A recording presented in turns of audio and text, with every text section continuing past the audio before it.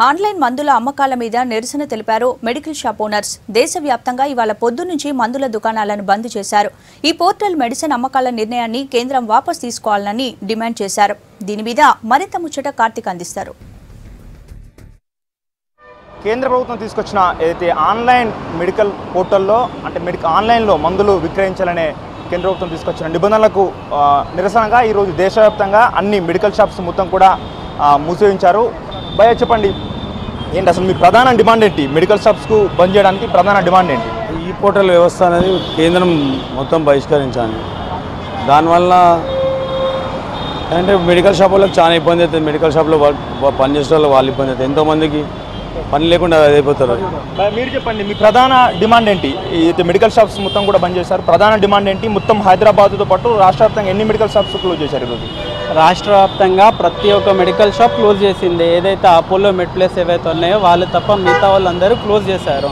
ఇది nothing but దేనికోసమో కాదు, ఒక ఆన్లైన్ బిజినెస్ అని చెప్పి. ఆన్లైన్ బిజినెస్ అని అంటే వాడు ఏదో ఇంట్లో కూర్చొని ఆర్డర్ చేయగానే తీసుకొని తెచ్చిచ్చేస్తున్నారు. అది ఎంతవరకు కరెక్ట్? మేము ఇంత ఎక్స్పెన్సెస్ పెట్టుకొని పిల్లల్ని పెట్టుకొని మేము ఇంత అది ఏంటిది స్టాక్స్ పెట్టుకొని వాళ్ళు ఆన్లైన్లో ఒక ఇంట్లో కూర్చొని 5,000 10,000 రెంట్ పెట్టుకొని ఒక వెబ్సైట్ తయారు చేసి దాంట్లో ఆన్లైన్ ద్వారా మెడిసిన్ తీసుకుంటున్నారు. దానికి ఎంతవరకు కరెక్ట్? ఇంకొకటి, ప్రిస్క్రిప్షన్ లేకుండా మెడిసిన్ ఇవ్వద్దు అని చెప్పేసి మామూలుగా చెప్తున్నారు. ఆ ప్రిస్క్రిప్షన్ లేకుండా మెడిసిన్ ఎట్లా ఇస్తున్నారు ఆన్లైన్ వాళ్ళు? రావడం ద్వారా మీకు ఏమన్నా గిరాకీ తగ్గిందా? గతంతో పోల్చిన గిరాకీ తగ్గిందా? అవునండి, పక్కా తగ్గుతుంది. ఎందుకు తగ్గదు? ఇప్పుడు చూడండి, మామూలుగా ఒక పేషెంట్ వచ్చిండు, నేను ఇచ్చే డిస్కౌంట్ 15%, పేషెంట్ నాకు ఆన్లైన్లో 20% దొరుకుతుంది, 25% దొరుకుతుంది అని అంటున్నాడు. ఎట్లా ఇస్తాడు? How can the bear?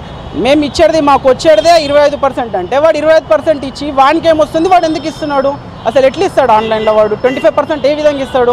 ఒక యాప్ డౌన్లోడ్ చేసుకుంటే యాప్ డౌన్లోడ్ చేసేటప్పుడు ఫస్ట్ యాప్ డౌన్లోడ్ చేయగానే 30% అంట, నెక్స్ట్ టైంకి 25% అంట, దాని తర్వాత 20% అంట. ఏంటి అది బిజినెసా లేకపోతే ఏమన్నా?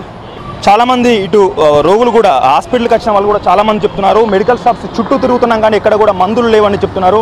మరికొందరితో మాట్లాడదాం. భయ్య చెప్పండి, మీరు ఎక్కడి నుంచి వచ్చారు? హాస్పిటల్కి టాబ్లెట్స్ కోసం తిరుగుతున్నారు, ఎక్కడి నుంచి వచ్చారు మీరు? మేము కరీంనగర్ నుంచి.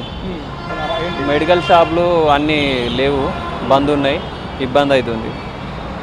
ఎంతసేపు అవుతుంది? దేనికోసం వచ్చారు? ఏ హాస్పిటల్కి వచ్చారు? ఎట్లా ఇబ్బంది అవుతుంది? నిమ్స్ హాస్పిటల్కి వచ్చినాం. మెడిసిన్ కోసం బయటికి వెళ్తే షాప్స్ బంద్ చేసి ఉన్నాయి, తిరగడానికి ఇబ్బంది అవుతుంది. మేము నిమ్స్ హాస్పిటల్ వచ్చినాం మా ఫాదర్ని తీసుకొని, మెడిసిన్ కోసం ఇక్కడ వచ్చినాం. ఇక్కడ మొత్తం షాపులన్నీ బంద్ ఉన్నాయి. అపోలోలు కూడా ఇక్కడ మాకు అందుబాటులో ఎక్కడా లేవు. మరి ఇట్లా షాపులు బంద్ ఉంటే మా పరిస్థితి ఏంటి? మెడికల్ షాప్స్ ఉన్నాయో షాప్స్ మొత్తం కూడా క్లోజ్ చేశారు. మా ప్రధాన డిమాండ్ కూడా ఒకటే అని చెప్తున్నారు. ఏదైతే ఆన్లైన్ పోర్టల్ ఆన్లైన్ మందుల విక్రయాలు తీసుకొచ్చారో దాన్ని వెంటనే కేంద్ర ప్రభుత్వం నిలిపేయాలి. ఎందుకంటే మేము ఎన్నో షరతులు పెట్టుకొని ఎన్నో లక్షలు ఖర్చు చేసుకొని షాప్స్ పెడుతున్నాం.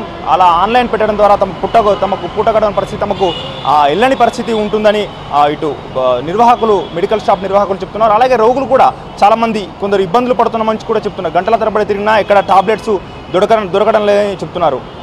పర్సన్ సాయితో కార్తిక్, V6 న్యూస్, హైదరాబాద్.